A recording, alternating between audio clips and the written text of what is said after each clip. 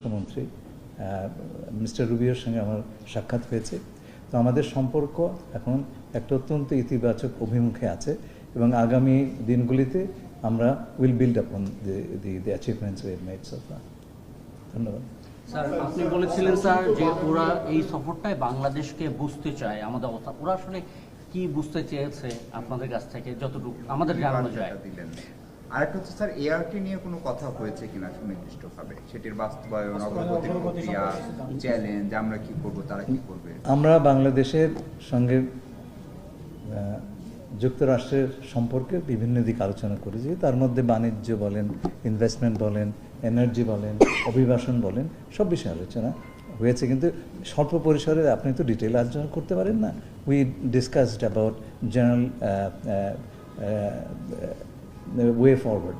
তো আমরা আগে বললাম আমাদের সম্পর্কের অভিমুখ অত্যন্ত ইতিবাচক এবং আগামীতে আমরা এটার উপর বিল্ড করব। আঞ্চলিক নিরাপত্তা এবং এই অঞ্চলের অন্য দেশগুলোর সঙ্গে বাংলাদেশের সম্পর্ক নিয়ে মার্কিন যুক্তরাষ্ট্রের কোনো উদ্বেগ বা টেনশন কি আছে? আমি চীন এবং ভারতকে এই বিষয়ে কোনো আলোচনাই হয় নাই, সুতরাং আমি ধরে নেব এই বিষয়ে কোনো উদ্বেগ নেই, কোনো আলোচনা হয়নি। ডিফেন্স কোঅপারেশন নিয়ে আমরা কি ধরনের ভাবছি, মানে যুক্তরাষ্ট্রের সহযোগিতার কথা ভাবছি? সেটা আপনি আমাদের ডিফেন্স মন্ত্রণালয়কে জিজ্ঞেস করুন। এনার্জি কর্পোরেশন তো আমাদের চলছে, তাদের সঙ্গে আমাদের একটা এনার্জি এমওইউ আছে। গ্যাস সংকট চলছে, এখন আমাদের যে ক্রাইসিস, এই ব্যাপারে কি আমরা কোনো সহযোগিতা পাবো? আমরা বিশ্বের নানান দেশের সঙ্গে সহযোগিতা চাইছি, সবার কাছেই চাইছি, তাদের কাছে সবার কাছেই চাইছি, সবার সঙ্গে কথা বলছি। স্যার, আমাদের প্রোডাকশন শেয়ারিং কন্ট্রাক্টের জন্য আমরা বিড করেছি, সেইখানে মার্কিন এই আলোচনা হয়নি। স্যার, আমাদের একটি বেসরকারি প্রতিষ্ঠান বাক্যে 21টি বই নিয়েছে। যদি আমরা দেখি সাউথ এশিয়াতে কোনো এটা সর্বোচ্চ কোনো বেসরকারি প্রতিষ্ঠানের, তারা যে 68টি প্রতিষ্ঠান আমাদের বিমানও কিনছে। তো সেইটাকে আপনারা কি আলোচনায় নিচ্ছেন কিনা, যে দিস ইজ হাউ আমরা সম্পর্কটা আপডেট করার চেষ্টা? না, সেটা তো তাদের বলেইছে যে আমরা কেবল বিমানের মাধ্যমে বোয়িং কিনছি না, আমাদের বেসরকারি সংস্থাও কিনেছে, সেটা আমাদের রোহিঙ্গা শুনে তো আমেরিকা অনেকদিন ধরে আমাদেরকে সহযোগিতার কথা বলে আসছিল, চাপ প্রয়োগের মায়ানমারের উপরে। আজকে আপনাদের ডেভেলপমেন্ট কোনো, আপনারা কি কোনো অগ্রগতি হলো কিনা এই রোহিঙ্গার বিষয়ে? আন্তর্জাতিক সম্প্রদায় থেকে আমরা যে সাহায্য পাই তার অর্ধেকের বেশি যুক্তরাষ্ট্র থেকে। মায়ানমারের উপর চাপ ইত্যাদি বিষয়ে আমরা আলোচনা করিনি। আমরা আশা করব যে যুক্তরাষ্ট্রের সাহায্য অব্যাহত থাকবে এবং একই সঙ্গে এই সমস্যার সমাধানে আমরা যে বহুপাক্ষিক অ্যাপ্রোচ নিয়েছি, আমরা তাদেরও, শুধু তারা নয়, অন্যান্য রাষ্ট্রেরও যারা এর মধ্যে সংশ্লিষ্ট ইন্দো প্যাসিফিক নিয়ে আলোচনা। স্যার, আমাদের আন্তর্জাতিক অপরাধ ট্রাইব্যুনাল, স্যার আমাদের আন্তর্জাতিক অপরাধ ট্রাইব্যুনাল এবং অভ্যন্তরীণ রাজনীতি বা কোনো আলোচনা হয়নি। মাননীয় মন্ত্রী, আমরা জানি সার্জিও গোর্তো এই অঞ্চলে বিশেষ দূত হিসেবে কাজ করেন এবং আমরা দেখেছি শ্রীলঙ্কায় উনি গেছেন, নতুন সরকারের সাথে কথা বলেছেন, নেপালেও গেছেন, নতুন সরকার, তার পররাষ্ট্রনীতি, যুক্তরাষ্ট্রের সঙ্গে সম্পর্ক। বাংলাদেশে বিএনপি সরকার ক্ষমতায় এলো ফেব্রুয়ারিতে, 6 মাস পূরণ হতে চলল। তবে নিশ্চয়ই সরকারের পররাষ্ট্রনীতি, যুক্তরাষ্ট্রের এঙ্গেজমেন্ট এবং আমাদের ফরেন পলিসি ট্রাস্ট, এগুলো নিয়ে আলোচনা হয়েছে কি? দেখুন, যুক্তরাষ্ট্রের সঙ্গে বর্তমান সরকারের সম্পর্ক প্রথম দিন থেকে আমরা তাদের সঙ্গে সংশ্লিষ্ট আছি। সুতরাং শুধু এটা একটা বৈঠকে সীমাবদ্ধ নয়, আমরা সব স্তরেই তাদের সঙ্গে আমরা সম্পর্কটা রাখছি এবং সম্পর্কটা এগিয়েই যাচ্ছে। আগের সরকারের সাথে যে ধরনের সম্পর্কগুলো ছিল আগের সরকারগুলোর সাথে, তার থেকে এখানকার গুণগত ডিফারেন্সটা, সেটা নিয়ে কোনো আলোচনা? আগের সরকার বলতে যদি ইন্টারিম গভর্নমেন্ট বোঝান, তাহলে পরে সেই সম্পর্কে ধারাবাহিকতা আছে।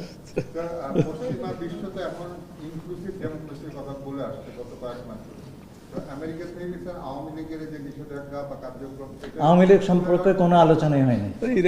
স্যার, মার্কিন যুক্তরাষ্ট্র মিয়ানমারে একটা হিউম্যান করিডোরের কথা বলেছিল, কখনোই বলে নাই। আপনারা গুজব শুনে সেটা ছড়াচ্ছেন। বাংলাদেশ চায়না কোনোদিন বলে নাই। বাংলাদেশ চায়না মিয়ানমার যে করিডোর নিয়ে আলোচনা, সেই প্রসঙ্গে তাদের পক্ষে কোনো কথা নাই।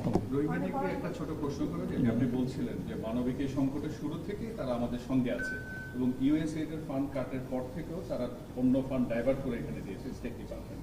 তো তো সেই ব্যাপারে তাদেরকে ধন্যবাদ দেওয়া এবং ট্রাম্পস তো আছে, ওই জায়গায় আমরা কিছু রিকোয়েস্ট করেছি কিনা? না, আমরা সবসময় তাদের কাছে আবেদন করেছি তাদের সাহায্য যাতে অব্যাহত থাকে, এটা আমাদের চলমান প্রক্রিয়া।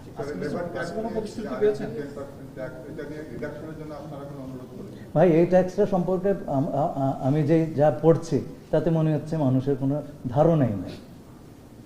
আমি I am sorry to say. না না না, এই ট্যাক্সটা এলো কেন, এই ডিউটিটা কি প্রক্রিয়াতে আসলো, এটা কি সেটা সম্পর্কে তো জ্ঞান নাই হচ্ছে না। I am sorry to say this. আপনারা জানেন প্রথমে 19% আমাদেরকে ধার্য করা হয়েছিল, যে আইনের বলে সেটা করা হয়েছিল। সুপ্রিম কোর্ট আমেরিকার বলেছে সেই আইনের বলে আপনি ট্যারিফ দিতে পারেন না। তারপরে ইউএস ট্রেড ল অনুযায়ী বর্তমান যে রেজিমটা চলছে তাতে করে 155 দিন আমেরিকার প্রেসিডেন্ট কংগ্রেসের কোনো সম্মতি ছাড়াই উনি সর্বোচ্চ 15% ডিউটি দিতে আরোপ করতে পারেন, সেই সময়টা শেষ হয়ে যাচ্ছে। সুতরাং তারা 301 আর্টিকেল, যার মাধ্যমে আমেরিকার রাষ্ট্রপতি উনি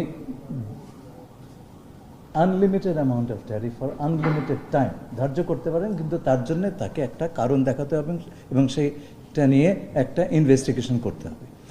এই ইনভেস্টিগেশনগুলো একটা পর্যায়ে শেষ হয়েছে এবং তাতে আমরা 10% আমাদেরকে ধার্য করা হয়েছে। এটাই হচ্ছে নতুন ডিউটি। আচ্ছা, এখন আমাদের 10, অন্যরা 12 পেয়েছে, 12.5 পেয়েছে, আমরা 10 পেয়েছি। সেই সঙ্গে আরেকটা জিনিস পেয়েছি যেটার কথা কেউ বলছে না, এটা হচ্ছে সবচাইতে ইম্পর্টেন্ট।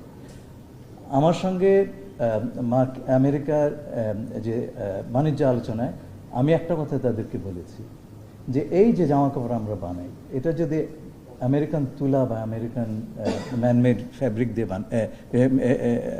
ম্যানমেড ফাইবার দিয়ে বানাই, তাহলে পরে this is basically A transformed American cotton. তা আপনারা কেন এর উপরে শুল্ক ধার্য করবেন? এবং তারা এবার আমাদেরকে তার জন্য একটা ডিসপেন্সেশন দিয়েছে, যে একটা ট্যারিফ কোটা সিস্টেম করেছে যাতে করে আমরা আরও অধিকতর মার্কেট অ্যাক্সেস পাই। সেটা কেবল বাংলাদেশ এবং সেই সঙ্গে ইন্দোনেশিয়া এবং মালয়েশিয়া এবং আরও একটি আসিয়ান দেশ পেয়েছে। যে মানবাধিকার লঙ্ঘনের অভিযোগে র্যাব সহ বাংলাদেশের উপর ভিসা রেস্ট্রিকশন ছিল। বর্তমান সরকার মানবাধিকারের ব্যাপারে মানবাধিকার প্রতিষ্ঠার ব্যাপারে শতভাগ প্রতিশ্রুতিবদ্ধ, একই সাথে জাতিসংঘের একটি ব্রাঞ্চও এখানে এস্টাবলিশ করা হচ্ছে। এখন এই ব্যাপারটা কি তোলা হয়েছে কিনা, র্যাবের উপর থেকে নিষেধাজ্ঞা প্রত্যাহার বা ভিসা রেস্ট্রিকশন? না, এই বিষয়টি আমরা সবসময় আলোচনা করেছি বিভিন্ন ভাবে যুক্তরাষ্ট্র সরকারের সঙ্গে র্যাবের এই স্যাংশনটা তুলে নেওয়ার ব্যাপারে। এটা চলমান প্রক্রিয়া, আজকে সে বিষয়ে আলোচনা হয়। স্যার, আজকের মিটিংয়ের আসলে ফোকাসিং কি ছিল? আমরা একটু আমার কাছে এখনো পরিষ্কার না, অনেকক্ষণ কথা বলেছেন, 1 ঘন্টার বেশি মনে হলো। ঠিক কি ফোকাসিং ছিল, ওদের আগ্রহ কোথায় ছিল স্যার? এটা পরিষ্কার না স্যার। হেডলাইন ঠিক করার দরকার নেই স্যার, হেডলাইন যদি আমরা ঠিক করে দিতে হয়। আচ্ছা, আপনারা হেডলাইন করবেন, আমি হেডলাইন। আচ্ছা, ওদের আগ্রহের জায়গা কোনগুলো বাংলাদেশের বিষয়, এটা যদি এই সবগুলো তো বলে ফেললাম। তার বাইরে একটা কথা হয়েছে, সেটা হচ্ছে আমি আগামী সেপ্টেম্বরের 8 তারিখে জাতিসংঘের সাধারণ পরিষদের সভাপতি হিসেবে আমার দায়িত্ব গ্রহণ করব।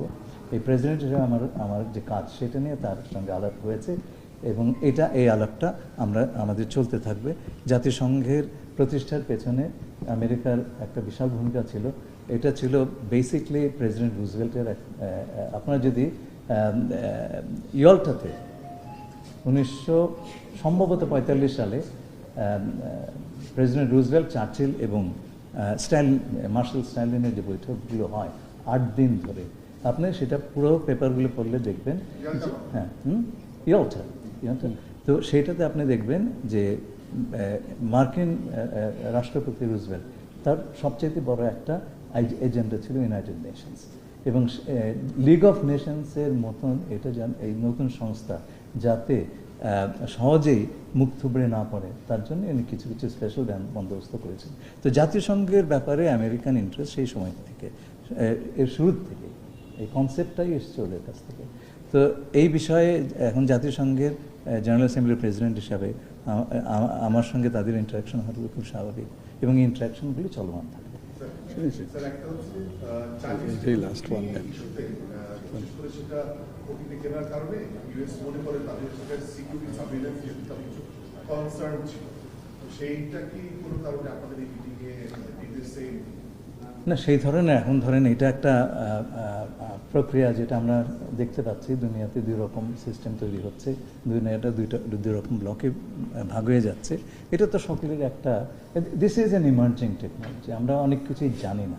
আমি শুধু এটুকু বুঝতে পারছি যে আগামী বিশ্বের আমাদের সভ্যতার একটা বেসিস হবে এটা। তো এখনও এটা সম্পর্কে স্পষ্ট কিছু নেই। যেমন ধরেন নতুন যে প্রতিষ্ঠান হয়েছে ওয়ার্ল্ড AI কোঅপারেশন অর্গানাইজেশন, যুক্তরাষ্ট্র এখন সেটা পর্যালোচনা করছে। এখন তো তাদের পুরো অভিমতটা আমরা জানি না। মাননীয় প্রধানমন্ত্রী, এটা কিন্তু শেষ ওনার প্রধানমন্ত্রী সাথে ওনার মিটিংটা কখন? শনিবার। ধন্যবাদ। সকালবেলা।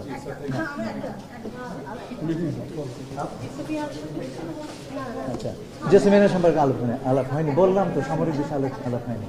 বলে তোমার প্রশ্ন আমি ফেলতে পারি এর জন্য। হ্যাঁ, সার্বিকভাবে হ্যাঁ, আন্তর্জাতিক সহযোগিতা নিরাপত্তা শক্তিশালী করতে বাংলাদেশকে পাশে নিয়ে যুক্তরাষ্ট্র কিভাবে চলছে? না, এই ধরনের আলোচনা হয়নি। আমরা বললাম যে আঞ্চলিক জিও পলিটিক্স নিয়ে আমরা আলোচনা করিনি, এই প্রসঙ্গে আসেনি। আপনাদের সবাইকে ধন্যবাদ এত রাত জেগে থাকার জন্যে।